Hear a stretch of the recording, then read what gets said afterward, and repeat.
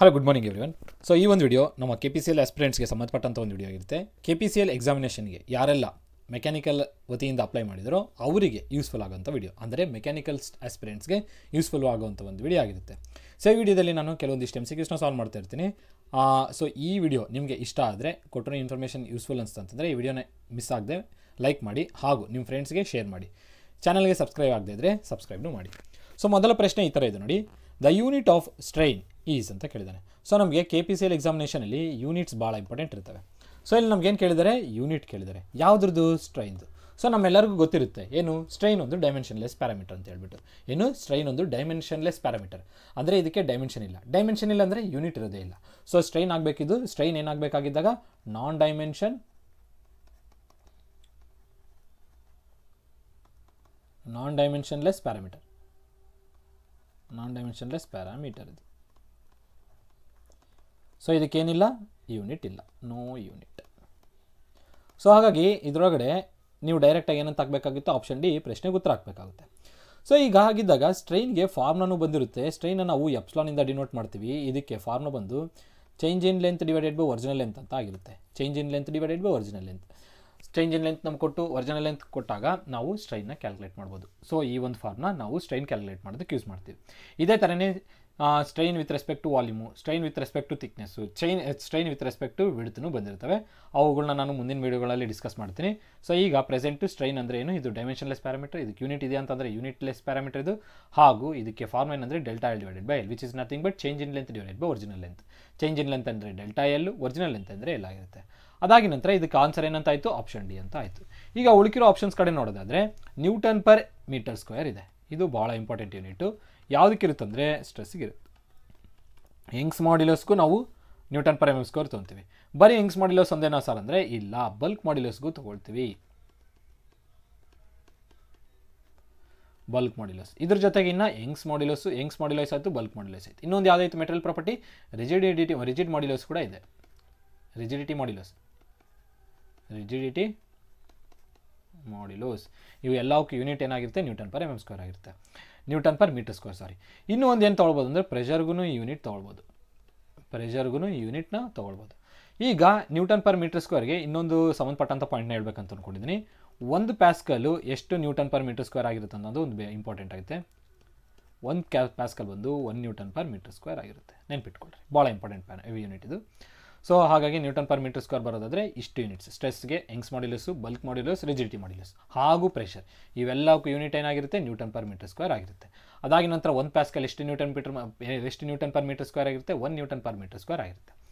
Next ಅದೇ ಥರನೇ newton meter ನೋಡೋದಾದರೆ ನ್ಯೂಟನ್ ಮೀಟರ್ ಬಂದು ಸರ್ಫೇಸ್ ಟೆನ್ಷನ್ಗೆ ಯೂನಿಟ್ ಆಗಿರುತ್ತೆ. ಸರ್ಫೇಸ್ ಟೆನ್ಷನ್ ಭಾಳ ಇಂಪಾರ್ಟೆಂಟ್ ಯೂನಿಟ್ ಇದು. ಸರ್ಫೇಸ್ ಟೆನ್ಷನ್ ನಮಗೆ ಎಕ್ಸಾಮಲ್ಲಿ ಕೇಳ್ತಾನೆ. ಹಾಗಾಗಿ ಸರ್ಫೇಸ್ ಟೆನ್ಷನ್ ಯೂನಿಟ್ ಏನಾಗಿರುತ್ತೆ ಅಂದರೆ ನ್ಯೂಟನ್ ಪರ್ ಮೀಟರ್ ಆಗಿರುತ್ತೆ. ನೆಕ್ಸ್ಟ್ ನ್ಯೂಟನ್ ಮೀಟರ್ ಇದೆ. ನ್ಯೂಟನ್ ಮೀಟರ್ ಬಂದು ನೀವು ಟಾರ್ಕೋಗಿ ತೊಗೊಳ್ಬೋದು.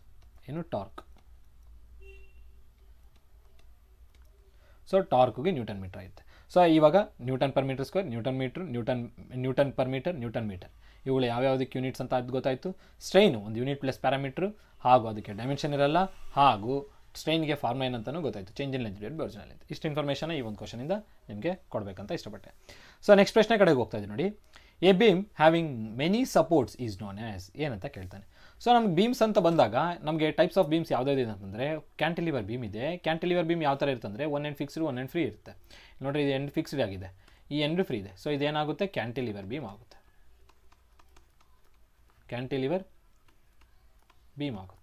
One end fixed, other end support. ಇಲ್ಲೇನಂತ ಕೇಳ್ತಾನೆ, ಬೀಮ್ ಹ್ಯಾವಿಂಗ್ ಮೆನಿ ಸಪೋರ್ಟ್ಸ್ ಅಂತ ಕೇಳ್ತಾನೆ. ಮೆನಿ ಸಪೋರ್ಟ್ಸ್, ಇಲ್ಲಿ ಎಷ್ಟು ಸಪೋರ್ಟ್ ಇದೆ, only 1 support. So cantilever beam ಅಂತೂ ಅಲ್ವೇ ಅಲ್ಲ. ನೆಕ್ಸ್ಟ್ ಸಿಂಪ್ಲಿ ಸಪೋರ್ಟೆಡ್ ಬೀಮ್ ಬರೋಣ. ಸಿಂಪ್ಲಿ ಸಪೋರ್ಟೆಡಲ್ಲಿ ಎಂಡ್ಸ್ ಹತ್ರ ಏನಾಗ್ತಾಯಿರ್ತೈತೆ, ಫ್ರೀ ಸಪೋರ್ಟ್ಸೇ ಆಗ್ತಾಯಿರ್ತವೆ. ಮೆನಿ ಸಪೋರ್ಟ್ಸ್ ಅಂತಂದಿದ್ದಾನೆ, ಇಲ್ಲಿ ಒಂದಕ್ಕಿಂತ ಜಾಸ್ತಿ ಇದೆ. ಸೊ ಸಿಂಪ್ಲಿ ಸಪೋರ್ಟೆಡ್ ತೊಗೊಳ್ಬೋದು. ಮುಂದೆ ನೋಡೋಣ ಇನ್ನೂ ಏನಿದೆ ಅಂತೇಳಿ. ಇದನ್ನು ನಾನು ಸಿಂಪ್ಲಿ ಸಪೋರ್ಟೆಡ್ ಬೀಮ್ SSB ಅಂತ ಬರಿತಾ ಇದ್ದೀನಿ. ನೆಕ್ಸ್ಟ್ ಬಿಲ್ಟ್ ಇನ್ ಬೀಮ್ ಅಂತಿದೆ. ಬಿಲ್ಟ್ ಇನ್ ಬೀಮ್ ಏನಾಗುತ್ತಂದರೆ ಬೋತ್ ಎಂಡಲ್ಲಿ ಫಿಕ್ಸ್ಡ್ ಆಗಿರುತ್ತೆ, ರಿಜಿಡ್ ಆಗಿ ಬೋತ್ ಎಂಡಲ್ಲಿ ಫಿಕ್ಸ್ಡ್ ಆಗಿರುತ್ತೆ. ಬಟ್ ಇದು ಫಿಕ್ಸ್ಡ್ ಬೀಮ್ ಅಂತಲೂ ಕರಿತೀವಿ. ಬಿಲ್ಟ್ ಇನ್ ಬೀಮ್ನು ಇದೇ ಥರನೇ ಬರುತ್ತೆ, ಬಟ್ ಇದಕ್ಕೆ ಪ್ಯಾರಾಮೀಟರ್ಸ್ ಬೇರೆ ಇದೆ. ಇದರಲ್ಲಿ ಸ್ಲೋಪ್ ಏನಾಗುತ್ತೆ ಅದು ಅದ್ರ ಬೇಸಿಸ್ ಮೇಲೆ ಬಿಲ್ಟ್ ಇನ್ ಬೀಮ್ ಅಂತ ನಾವು ಕರಿತಾ ಹೋಗ್ತೀವಿ. ಈ ಬಿಲ್ಟ್ ಇನ್ ಬೀಮ್ ಇದೆಯಲ್ಲ, ಈ ಬಿಲ್ಟ್ ಇನ್ ಬೀಮ್ನ ನಾವು ಎನ್ಕ್ಯಾಸ್ಟರ್ ಬೀಮ್ ಅಂತಲೂ ಕರಿತೀವಿ. ಯಾಕಂದರೆ ಈ ಬೀಮಲ್ಲಿ ಬೋತ್ ಎಂಡ್ಸ್ ಏನಾಗಿರುತ್ತೆ ಅಂದರೆ ರಿಜಿಡಾಗಿ ಫಿಕ್ಸ್ ಆಗಿರುತ್ತೆ. ಆ ರಿಜಿಡಾಗಿ ಫಿಕ್ಸ್ ಆಗಿರೋ ಕಾರಣದಿಂದ ಅದರ ಸ್ಲೋಪ್ ಏನಿರುತ್ತಲ್ಲ ರಿಮೇನ್ಸ್ ಹಾರಿಜೆಂಟಲ್ ಆಗಿರುತ್ತೆ. ಹಾಗಾಗಿ ಈ ಬಿಲ್ಟ್ ಇನ್ ಬೀಮು ನಮಗೂ ಒಂದು ಇಂಪಾರ್ಟೆಂಟ್ ಪ್ಯಾರಾಮೀಟರ್ ಎಕ್ಸಾಮ್ ಸಿಲೆಬಸಲ್ಲಿ ನಾವು ಡಿಪ್ಲೊಮಾದಲ್ಲಿ ಓದಿರಲ್ಲ, ಬಟ್ ಆದರೂ ಆಪ್ಷನ್ ಕೊಟ್ಟಿರೋ ಕಾರಣದಿಂದ ನಿಮ್ಗೆ ಹೇಳಬೇಕಿತ್ತು. ಬಿಲ್ಟ್ ಇನ್ ಬೀಮಲ್ಲಿ ಏನಾಗಿರುತ್ತೆ, ಬೋತ್ ಎಂಡ್ಸ್ ರಿಜಿಡ್ ಫಿಕ್ಸ್ ಆಗಿರುತ್ತೆ. ಹಾಗಾಗಿ ಏನಾಗುತ್ತೆ, ಅದರದ್ದು ಸ್ಲೋಪ್ ರಿಮೇನ್ಸ್ ಹಾರಿಜೆಂಟಲ್ ಆಗಿರುತ್ತೆ. ಇನ್ನೊಂದು ಏನು ನೋಡಬೇಕಂತಂದರೆ ಇದರೊಳಗಡೆ ಸ್ಲೋಪ್ಸು ಎಂಡ್ ಹತ್ರ, ಹಾಗಾಗಿ ಬೀಮಲ್ಲಿ ನಾವು ಇನ್ನೊಂದು ಏನಂತ ಹೇಳ್ಬೋದು ಅಂದರೆ ಸ್ಲೋಪ್ಸು ಎಂಡ್ಸ್ ಹತ್ರ ಏನಾಗಿರುತ್ತೆ, 0 ಸ್ಲೋಪ್ಸ್ ಆಗಿರುತ್ತೆ. ಸೊ ಹಾಗಾಗಿ ಚೇಂಜ್ ಇನ್ ಸ್ಲೋಪ್ ಏನಾಗುತ್ತೆ ಅಂದರೆ ಬೀಮಲ್ಲಿ 0 ಇರುತ್ತೆ. ಇದನ್ನು ನೆನ್ಪಿಟ್ಕೊಳ್ಬೇಕು ಯಾವುದರಲ್ಲಿ, ಬಿಲ್ಟ್ ಇನ್ ಬೀಮಲ್ಲಿ. ಇದನ್ನು ಫಿಕ್ಸ್ಡ್ ಬೀಮ್ ಅಂತಲೂ ಕರಿತೀವಿ. ಫಿಕ್ಸ್ಡ್ ಬೀಮಲ್ಲಿ ನಮಗೇನು ಸ್ಲೋಪ್ ಹಾರಿಜೆಂಟಲ್ ಆಗಿರಲ್ಲ, ಹಾಗೂ slopes at the ends of the beam 0 ಆಗಿರಲ್ಲ. ಇದನ್ನು ನೆನ್ಪಿಟ್ಕೊಳ್ರಿ. ಸೊ ಅದಾದ ನಂತರ ಇನ್ನೊಂದು ಯಾವುದಿದೆ, ಕಂಟಿನ್ಯೂಸ್ ಬೀಮ್ ಇದೆ. ಕಂಟಿನ್ಯೂಸ್ ಬೀಮ್ ಇದಕ್ಕೆ ಆಪ್ಷನ್ಗೆ ನಿಮ್ಗೆ ಹೇಳ್ಬೇಕಂದ್ರೆ ಕಂಟಿನ್ಯೂಸ್ ಬೀಮ್ ಆಗ್ಬೋದು. ಯಾಕಂದರೆ ಕಂಟಿನ್ಯೂಸ್ ಬೀಮಲ್ಲಿ ಏನಾಗುತ್ತೆ ಅಂದರೆ ಮೋರ್ ದೆನ್ 2 ಸಪೋರ್ಟ್ಸ್ ಇರುತ್ತೆ ಕಂಟಿನ್ಯೂಸ್ ಬೀಮಲ್ಲಿ. ಸೊ ಇಲ್ಲಿ ನಮಗೇನೇನು ಹೇಳಿದ್ದಾನೆ, ಮೆನಿ ಸಪೋರ್ಟ್ಸ್ ಅಂತ ಹೇಳಿದ್ದಾನೆ. ಓನ್ಲಿ 2 ಸಪೋರ್ಟ್ಸ್ ಆದರೆ ಸೈಡ್ ಸಿಂಪ್ಲಿ ಸಪೋರ್ಟೆಡ್ ಆಗ್ತಿತ್ತು. ಅದು 2 ಸಪೋರ್ಟ್ಸ್ ಎಲ್ಲಿ, ಫ್ರೀ ಬೀಮಿನ ಎಂಡಲ್ಲಿ ಏನಾದರೂ ಸಪೋರ್ಟ್ಸ್ ಆಕ್ಟ್ ಆಗ್ತಿದ್ರೆ ಅದು ಸಿಂಪ್ಲಿ ಸಪೋರ್ಟೆಡ್ ಆಗುತ್ತೆ. 2 ಎಂಡಲ್ಲಿ ಏನಾದರೂ ರಿಜಿಡ್ ಆಗಿ ಫಿಕ್ಸ್ಡ್ ಆಗೋಗಿದ್ರೆ ಅದು ಫಿಕ್ಸ್ಡ್ ಬೀಮೂ ಬರುತ್ತೆ. Built up beam encastre beam ಏನಾಗಬೇಕಂತಂದರೆ if its slope is horizontal ಅಂತ ಏನಾದರೂ ಮೆನ್ಷನ್ ಮಾಡಿದರೆ ನಮಗೆ ಕೊಟ್ಟಿರೋ ಸೆಂಟೆನ್ಸಲ್ಲಿ, ಆವಾಗ ನೀವು if both ends are rigidly supports so that there slope is remains horizontal ಅಂತ ಏನಾದರೂ ಕೊಟ್ಟಿದ್ರೆ ಆ ಕೇಸಲ್ಲಿ ನೀವು built in beam or encastre beam ಅಂತ ಚೂಸ್ ಮಾಡ್ಬೋದು. ಅದು ಬಿಟ್ಟು only both ends are fixed ಅಂತ ಕೊಟ್ಟಿದ್ರೆ ಅದು ಫಿಕ್ಸ್ಡ್ ಬೀಮ್ ಆಗೋಗುತ್ತೆ. ಸೊ ಇದು ಫಿಕ್ಸ್ಡ್ ಬೀಮ್ ಅಂತಲೂ ತೊಗೊಳ್ಬೋದು. ಇಲ್ಲಿ ನಮಗೆ ಸಿಲೆಬಸಲ್ಲಿ ಇಲ್ಲ built in beam, but just ಒಂದು ಪಾಯಿಂಟ್ ಆಫ್ ವ್ಯೂಯಿಂದ ಇಟ್ಕೊಳ್ಳಿ. ಅದರ ಸ್ಲೋಪ್ ರಿಮೇನ್ಸ್ ಹಾರಿಜೆಂಟಲು ಮತ್ತು slopes at the ends of the ಏನಾಗಿರುತ್ತೆ 0 ಆಗಿರುತ್ತೆ, ಹಾಗೂ ರಿಜಿಡಾಗಿ ಫಿಕ್ಸ್ಡ್ ಆಗೋಗಿರುತ್ತೆ ಯಾವುದರಲ್ಲಿ, ಬಿಲ್ಟ್ ಇನ್ ಬೀಮಲ್ಲಿ. ಅಷ್ಟೇ ನೆನ್ಪಿಟ್ಕೊಳ್ಳಿ. ಇದೇನಾಗಬೇಕು, ಮೋರ್ ದೆನ್ 2 ಸಪೋರ್ಟ್ಸ್ ಇದ್ದರೆ ಕಂಟಿನ್ಯೂಸ್ ಬೀಮ್ ಆಗಬೇಕು, ಕಂಟಿನ್ಯೂಸ್ ಬೀಮ್. ಇನ್ನೊಂದು ಬೀಮ್ ಬರುತ್ತೆ over hanging beam. Over hanging beam ನಿಮಗೆ ಹೆಂಗಿರುತ್ತಂದರೆ ಈ ಥರ ಇರುತ್ತೆ ನೋಡಿ. ಇದರಲ್ಲಿ 2 ಸಪೋರ್ಟ್ಸ್ ಇರೋದು, ಬಟ್ ಏನಾಗುತ್ತೆ ಅಂದರೆ ಎಕ್ಸ್ಟ್ರಾ ಸಪೋರ್ಟ್ ಇರುತ್ತೆ. ಈ ಥರ ಎಕ್ಸ್ಟ್ರಾ ಸಪೋರ್ಟ್ ಏನಾದರೂ ಇತ್ತು ಅಂದರೆ ಅದು ಓವರ್ ಹ್ಯಾಂಗಿಂಗ್ ಬೀಮ್ ಆಗುತ್ತೆ. ಓವರ್ ಹ್ಯಾಂಗಿಂಗ್ ಎಕ್ಸ್ಟ್ರಾ ಸೆಂಟೆನ್ಸಲ್ಲಿ ಇದೆ.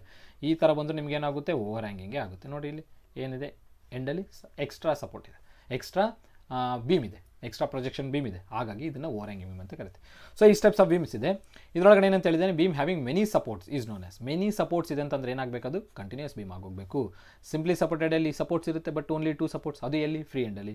ಬಿಲ್ಟ್ ಇನ್ ಬೀಮಲ್ಲಿ ಏನಾಗಿರುತ್ತೆ, both ends are fixed and there slope is remains horizontal, ಹಾಗೂ slopes at the ends of the beam ಏನಾಗಿರಬೇಕು, ಬಿಲ್ಟ್ ಇನ್ ಬೀಮಲ್ಲಿ 0 ಆಗಿರಬೇಕು. ಇಷ್ಟನ್ನೇ ನೆನ್ಪಿಟ್ಕೊಳ್ಳಿ. ಇದು ಓಕೆನಾ. ಸೊ ನಮಗೆ ಈ ಪ್ರಶ್ನೆಗೆ ಉತ್ತರ ಏನಾಗಬೇಕು, ಆಪ್ಷನ್ ಡಿ ಆಗುತ್ತೆ. ಬಿಲ್ಟ್ ಇನ್ ಬೀಮ್ ಅಲ್ಲ, ಸಿಂಪ್ಲಿ ಸಪೋರ್ಟೆಡ್ ಅಲ್ಲ, ಕ್ಯಾಂಟಿಲಿವರ್ ಅಲ್ಲ. ಸೊ ಇವುಗಳೆಲ್ಲ ನೀವು ಚೆನ್ನಾಗಿ ನೆನ್ಪಿಟ್ಕೊಳ್ಬೇಕು. ಕ್ಯಾಂಟಿಲಿವರು, ಸಿಂಪ್ಲಿ ಸಪೋರ್ಟೆಡು, ಫಿಕ್ಸ್ಡ್, ಅದಾಗಿ ನಂತರ ಕಂಟಿನ್ಯೂಯಸ್ಸು, ಅದಾಗಿ ನಂತರ ಓವರ್ ಹ್ಯಾಂಗಿಂಗ್. ಇಷ್ಟನ್ನೇ ನೆನ್ಪಿಟ್ಕೊಳ್ಳಿ. ನೆಕ್ಸ್ಟ್ ಪ್ರಶ್ನೆ ಕಡೆಗೆ ಮೂವ್ ಆಗ್ತಿದೆ ನೋಡಿ. The relation between Young's modulus and modulus of rigidity ಏನಾಗಿದೆ ಅಂತ ಕೇಳ್ತಾ ಇದ್ದಾರೆ. ಸೊ ನಮಗೆ ECK ರಿಲೇಷನ್ಸು ಭಾಳ ಇಂಪಾರ್ಟೆಂಟ್ ಹೇಳ್ಬೇಕಂದ್ರೆ, ಇದನ್ನು ಇಲ್ಲಿ ನಾನು ಒಂದು ಸಲ ಮೆನ್ಷನ್ ಮಾಡ್ತೀನಿ ನೋಡಿ. ನಿಮಗೆ ಏನಾದರೂ ಯಂಗ್ಸ್ ಮಾಡ್ಯುಲಸ್ಸು ಮತ್ತು ಹಾಗೂ ರಿಜಿಡಿಟಿ ಮಾಡ್ಯುಲಸ್, ಸಿ ಅಂತಾದರೂ ಮೆನ್ಷನ್ ಮಾಡ್ತಾರೆ, ಜಿ ಅಂತಾದರೂ ಮೆನ್ಷನ್ ಮಾಡ್ತಾರೆ. ಯಂಗ್ಸ್ ಮಾಡ್ಯುಲಸ್ ಆ್ಯಂಡ್ ರಿಜಿಡಿಟಿ ಮಾಡ್ಯುಲಸ್ಗೆ ರಿಲೇಷನ್ ಏನಾದರೂ ಬರೀರಿ ಅಂದರೆ, ರಿಲೇಷನ್ ಏನಾಯಿತು ಅಂದರೆ ಈಸ್ ಈಕ್ವಲ್ ಟು 2c × 1 + μ ಆಗಿರುತ್ತೆ. μ ಅಂದರೆ ಪಾಯ್ಸನ್ಸ್ ರೇಷಿಯೋ. ಇಲ್ಲಿ ಮ್ಯೂನ ಕೆಲವೊಂದು ಕಡೆ ನಾವು 1/m ಅಂತಲೂ ಡಿನೋಟ್ ಮಾಡ್ತೀವಿ. ಮ್ಯೂನ ಕೆಲವೊಂದು ಕಡೆ ನಾವೇನಂತ ಡಿನೋಟ್ ಮಾಡ್ತೀವಿ, 1/m ಅಂತಲೂ ಡಿನೋಟ್ ಮಾಡ್ತೀವಿ. ಹಾಗಾಗಿ μ ಅಂತ ಆದರೂ ತೊಗೊಳ್ಳಿ, 1/m ಅಂತ ಆದರೂ ತೊಗೊಳ್ಳಿ ಆ ಪ್ಲೇಸಲ್ಲಿ. ಸೊ ಹೀಗೆ ಸಿಗೆ ಇರೋ ರಿಲೇಷನ್ ಯಾವುದು, ಈಸ್ ಈಕ್ವಲ್ ಟು 2c × 1 + μ. ಹಾಗೂ ಇದು ಒಂದೇ ರಿಲೇಷನ್ ಆಯಿತು. ಎರಡನೇ ರಿಲೇಷನ್ ಬಂದು ಇಗೆ ಮತ್ತು ಕೆಗೆ ರಿಲೇಷನ್, ಅಂದರೆ ಯಂಗ್ಸ್ ಮಾಡ್ಯುಲಸ್ ಆ್ಯಂಡ್ ಬಲ್ಕ್ ಮಾಡ್ಯುಲಸ್ಗೆ, ಏನು ಯಂಗ್ಸ್ ಮಾಡ್ಯುಲಸ್ ಆ್ಯಂಡ್ ಬಲ್ಕ್ ಮಾಡ್ಯುಲಸ್ಗೆ ಇರುವಂಥ ರಿಲೇಷನ್ ನೋಡ್ಕೊಳ್ಳೋದಾದರೆ ಈಸ್ ಈಕ್ವಲ್ ಟು 3k × 1 - 2μ ಆಗಿರುತ್ತೆ. ಈಗ ತಾನೇ ಹೇಳಿದೆ, μ ಅಂದರೆ ನೀವೇನಂತ ಡಿನೋಟ್ ಮಾಡ್ಬೋದು, 1/m ಅಂತಲೂ ಡಿನೋಟ್ ಮಾಡ್ಬೋದು. ಓಕೆನಾ, ಅದು ಪಾಯ್ಸನ್ಸ್ ರೇಷಿಯೋ ಆಗಿರುತ್ತೆ. ಇನ್ನು ಕೊನೆಯದೊಂದು, ಇದು ಭಾಳ ಇಂಪಾರ್ಟೆಂಟು, ಭಾಳಷ್ಟು ಎಕ್ಸಾಮ್ಸಲ್ಲಿ ಕೇಳಿರ್ತಾರೆ. ಇಗೆ ಹಾಗೂ ಸಿಗೆ ಮತ್ತು ಕೆಗೆ ಇರೋಂಥ ರಿಲೇಷನ್. ಸಿನ ಕೆಲವೊಂದು ಕಡೆ ಜಿನೂ ಮೆನ್ಷನ್ ಮಾಡಿರ್ತಾರೆ, ಕನ್ಫ್ಯೂಷನ್ ಆಗೋಕ್ಕೋಗ್ಬೇಡಿ. ಸಿ ಅಂದ್ರೂ ಜಿ ಅಂದರೂ ಒಂದೇ, ಏನದು ರಿಜಿಡಿಟಿ ಮಾಡ್ಯುಲಸ್. ಸೊ ಅವೆಲ್ಲ ಮೆಟೀರಿಯಲ್ ಪ್ರಾಪರ್ಟೀಸ್ ಆಗಿರ್ತವೆ. ಈ ಸಿ ಕೆಗೆ ರಿಲೇಷನ್ ಏನಾದರೂ ಬರೀರಿ ಅಂತಂದರೆ ನೀವೇನು ಬರೀಬೇಕು, ಭಾಳ ಇಂಪಾರ್ಟೆಂಟ್ ರಿಲೇಷನ್ ಇದು. Is equal to 9ck / 3k + c. 3k + c, 9ck / 3k + c ಇದೇನಾಗಿರುತ್ತೆ, ಈ ಸಿ ಕೆಗೆ ಇರುವಂಥ relation. Is equal to 9ck / 3k + c. ಇವು 3 ರಿಲೇಷನ್ಸ್ನ ನೆನ್ಪಿಟ್ಕೊಂಡ್ರೆ ನಮಗೆ ಎಕ್ಸಾಮಲ್ಲಿ ಈ ಥರದ ಮೇಲೆ ಮೆಟೀರಿಯಲ್ ಪ್ರಾಪರ್ಟೀಸ್ ಮೇಲೆ ಏನಾದರೂ ಕ್ವಶನ್ ಕೇಳಿದ್ರೆ ಫಾರ್ಮುಲಾ ಬೇಸಿಸ್ ಮೇಲೆ ಈ ಕ್ವಶನ್ಸ್ ಮೇಲೆ ಕೇಳ್ತಾನೆ. ಸೊ ಇವಾಗ ಈ ಪ್ರಶ್ನೆದಲ್ಲಿ ಏನು ಕೇಳ್ತಾನೆ, Young's modulus and rigidity modulus. ನೋಡಿರಿ, Young's modulus and rigidity modulus ಎಲ್ಲಾದರೂ ಇದನ್ನು ನೋಡಿರಿ. ಹೀಗೆ ಮತ್ತು ಸಿಗಿರೋಂಥ ರಿಲೇಷನ್, ಹೀಗೆ ಮತ್ತು ಸಿಗೆ ಇವೆಲ್ಲವೂ ಇದ್ದಾವೆ. ಬಟ್ ನೋಡಿರಿ, ಇಲ್ಲಿ 3c ಇದೆ, ಇದು ಎಲಿಮಿನೇಟ್ ಮಾಡಿಬಿಟ್ರಿ, ಇದು ಎಲಿಮಿನೇಟ್ ಮಾಡಿಬಿಟ್ರಿ. 2c ಇದಿದೆ. ಇಲ್ಲಿ ನೋಡಿರಿ, ಸೆಂಟ್ರಲ್ ಏನಿದೆ, ಪ್ಲಸ್ ಇದೆ. ಇಲ್ಲಿ ನೋಡ್ರಿ ಇಲ್ಲಿ ಪ್ಲಸ್ ಇದೆ, ಇದರಲ್ಲಿ ಏನಿದೆ ಮೈನಸ್ ಇದೆ. ಸೊ ಮೈನಸ್ ಅಂತೂ ಅಲ್ವೇ ಅಲ್ಲ. ಸೊ ಆಪ್ಷನ್ ಏನಾಗಬೇಕು, ಆಪ್ಷನ್ ಸಿ ಏನೇ ಆಗಬೇಕು.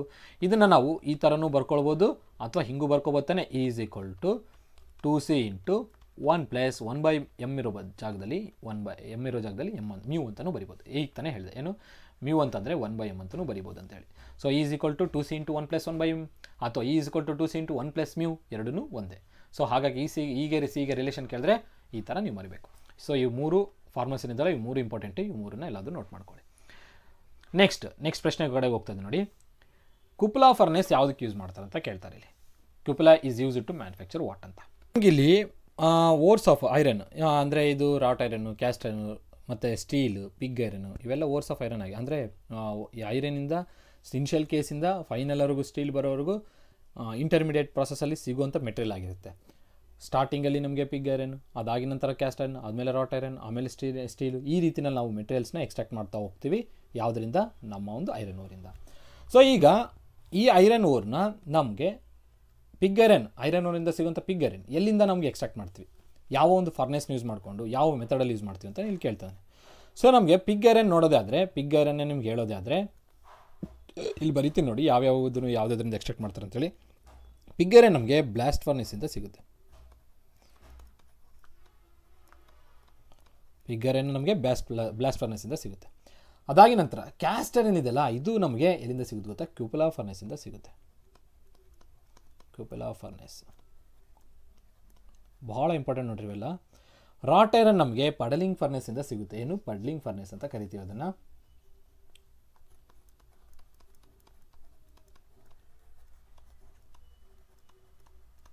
ಇನ್ನು ಕೊನೆಯದು ಯಾವುದು?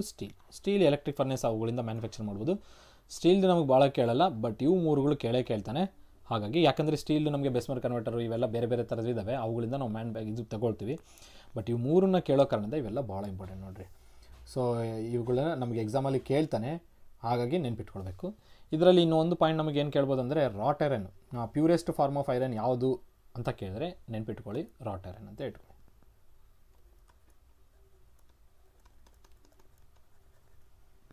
ಯಾಕಂದರೆ ಇದರೊಳಗಡೆ ಕಾರ್ಬನ್ ಕಂಟೆಂಟು 0.2% ಇರುತ್ತೆ, ಐರನ್ ಕಂಟೆಂಟು 96.75% ಇರುತ್ತೆ. ಇದನ್ನು ನೆನ್ಪಿಟ್ಕೊಳ್ಬೇಕು. ಸೊ ಇದರೊಳಗಡೆ ನಮಗೆ ಈಗೇನು ಕೇಳಿದಾನೆ, ಕ್ಯುಪುಲಾ ಫರ್ನೆಸ್ಸಿಂದ ಮ್ಯಾನುಫ್ಯಾಕ್ಚರ್ ಆಗುವಂಥ ಕ್ಯುಪುಲಾ ಫರ್ನೆಸ್ ಯಾವುದಕ್ಕೆ ಯೂಸ್ ಮಾಡ್ತೀವಿ, ಏನು ಮ್ಯಾನುಫ್ಯಾಕ್ಚರ್ ಮಾಡೋದಕ್ಕೆ ಯೂಸ್ ಮಾಡ್ತೀವಿ ಅಂದರೆ ಕ್ಯಾಸ್ಟ್ ಐರನ್. ಆಪ್ಷನ್ ಬಿ ಪ್ರಶ್ನೆಗೆ ಉತ್ತರ ಆಗುತ್ತೆ. ಇನ್ನು ಆಪ್ಷನ್ ಎ ಆಪ್ಷನ್ ಸಿಗೆ ನಿಮ್ಗೆ ಗೊತ್ತಾಯಿತು ಅಂತ ನೆನ್ಪಿಟ್ಕೊಳ್ರಿ.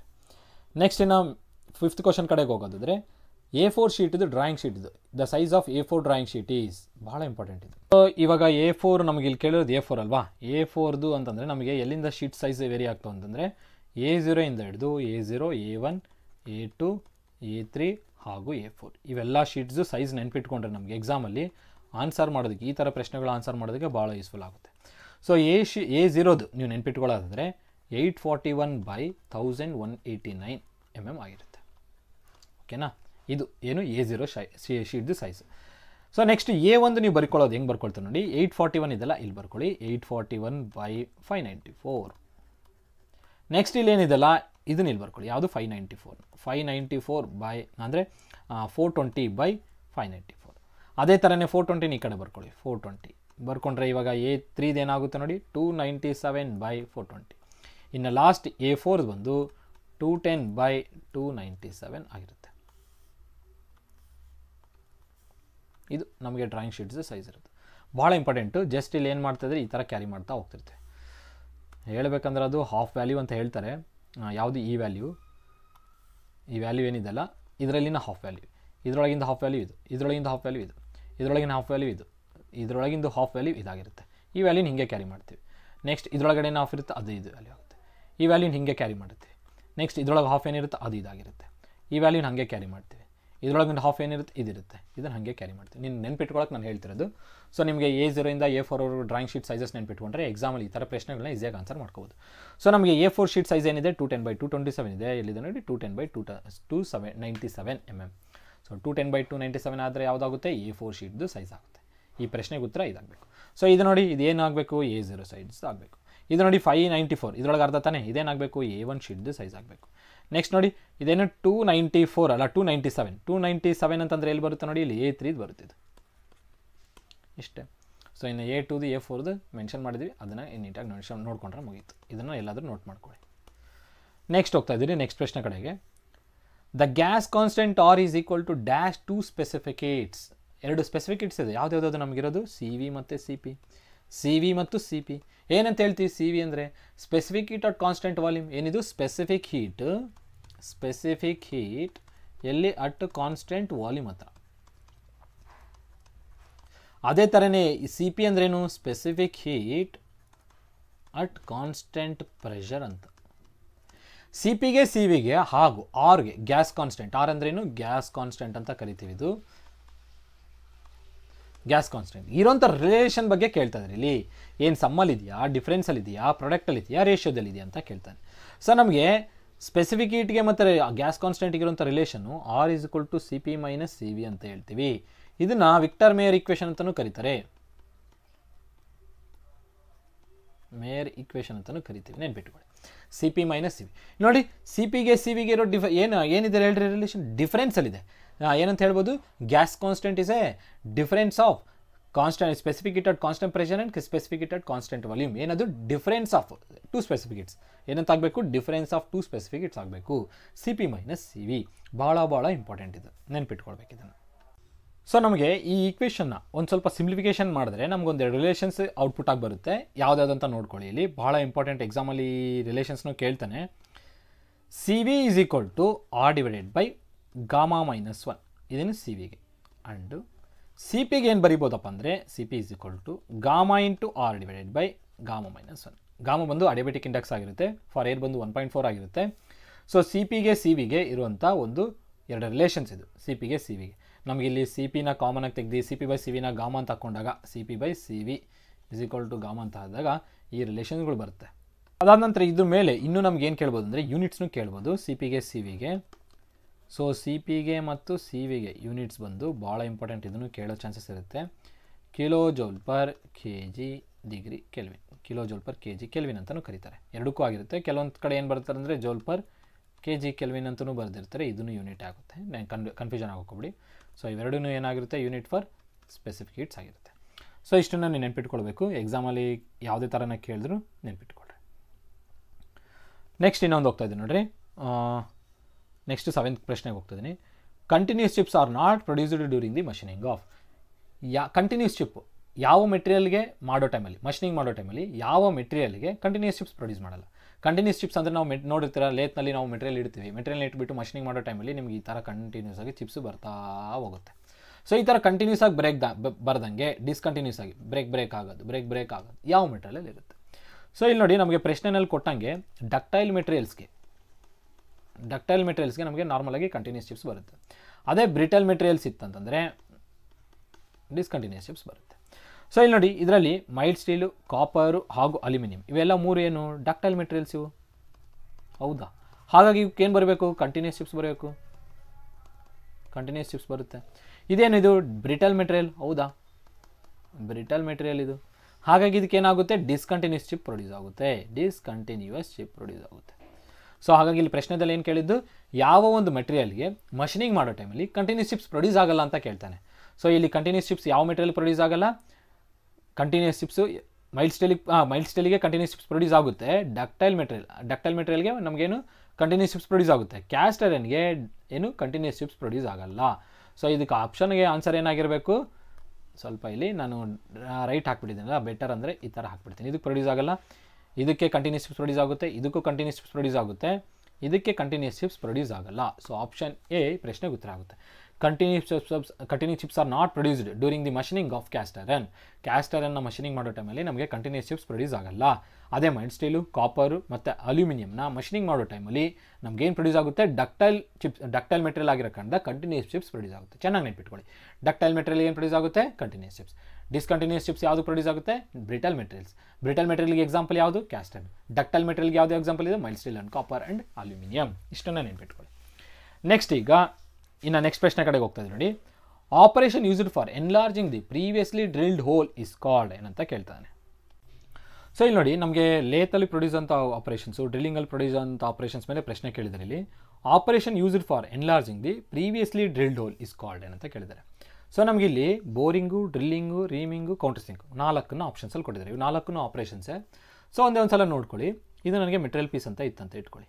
ಇದು ನಮಗೆ ಆ್ಯಕ್ಚುಲ್ ಆಗಿರೋ ಮೆಟೀರಿಯಲ್ ಪೀಸ್ ಇನಿಷಿಯಲ್ ಕೇಸಲ್ಲಿ ಇರುತ್ತೆ. ಸೊ ಈ ಮೆಟೀರಿಯಲಲ್ಲಿ ನಾನು ಏನಾದರೂ ಹೋಲ್ನ ಹಾಕಿದ್ರೆ, ಹೋಲ್ನ ಡ್ರಿಲ್ ಮಾಡ್ತಾ ಹೋದರೆ ಅದು ಡ್ರಿಲ್ಲಿಂಗ್ ಆಗ್ತಾ ಹೋಗುತ್ತೆ. ಏನು ಹೋಲ್ನ ಡ್ರಿಲ್ ಮಾಡ್ತಾ ಹೋದರೆ ಅದು ಡ್ರಿಲ್ಲಿಂಗ್ ಆಗ್ತಾ ಹೋಗುತ್ತೆ. ಒಂದು ವೇಳೆ ಆ ಹೋಲ್ ಆಲ್ರೆಡಿ ಡ್ರಿಲ್ ಆಗಿದೆ, ಈ ಥರ ಡ್ರಿಲ್ ಆಗಿದೆ, ಈ ಹೋಲ್ನ ನಾನೇನಾದರೂ ಎನ್ಲಾರ್ಜ್ ಮಾಡಬೇಕಪ್ಪ, ಈ ಸೈಜ್ಗೆ ಎನ್ಲಾರ್ಜ್ ಮಾಡಬೇಕು, ಈ ಸೈಜ್ಗೆ ಎನ್ಲಾರ್ಜ್ ಮಾಡಬೇಕು. ಆವಾಗ ಏನಾಗುತ್ತೆ, ಅದು ರೀಮಿಂಗ್ ಅಂತ ಯೂಸ್ ಮಾಡ್ತೀವಿ. ರೀಮಿಂಗ್ ಒಳಗಡೆ ನೆನ್ಪಿಟ್ಕೊಳ್ಳಿ, ರೀಮಿಂಗ್ ಅಲ್ಲ ಸಾರಿ ಬೋರಿಂಗ್ ಅಂತ ಹೇಳ್ತೀವಿ. ಬೋರಿಂಗ್ ಒಳಗಡೆ ಬೋರಿಂಗ್ ಟೂಲ್ ಯೂಸ್ ಮಾಡ್ತೀವಿ. ಬೋರಿಂಗಿಗೆ single point cutting tool use ಮಾಡಿರ್ತಾರೆ, ಡ್ರಿಲ್ಲಿಂಗಿಗೆ multi point cutting tool use ಮಾಡಿರ್ತಾರೆ. ನೆನ್ಪಿಟ್ಕೊಳ್ಳಿ, ಬೋರಿಂಗಿಗೆ ಸಿಂಗಲ್ ಪಾಯಿಂಟ್ ಕಟಿಂಗ್ ಟೂಲು, ಡ್ರಿಲ್ಲಿಂಗಿಗೇನು multi point cutting tool use ಮಾಡ್ತಾರೆ. ಸೊ ಡ್ರಿಲ್ಲಿಂಗ್ ಒಳಗಡೆ ಏನು ಹೋಲ್ ಇರಲ್ಲ, ಹೋಲ್ನ ಪ್ರೊಡ್ಯೂಸ್ ಮಾಡೋದಕ್ಕೆ ನಾವು ಡ್ರಿಲ್ಲಿಂಗ್ ಆಪರೇಷನ್ ಯೂಸ್ ಮಾಡ್ತೀವಿ. ಡ್ರಿಲ್ಲಿಂಗಿಗೆ ಡ್ರಿಲ್ ಬಿಟ್ ಯೂಸ್ ಮಾಡ್ತಾರೆ.